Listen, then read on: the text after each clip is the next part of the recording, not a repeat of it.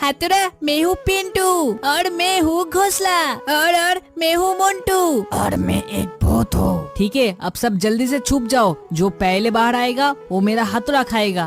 अरे भूत, तू तो सबसे पहले निकला, अब मार खा।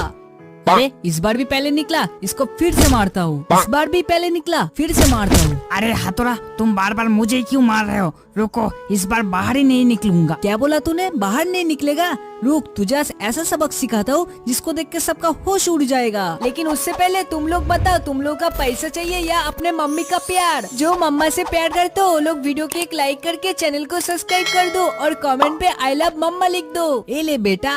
अरे बाप रे, मुझे तो मार ही डाला रे।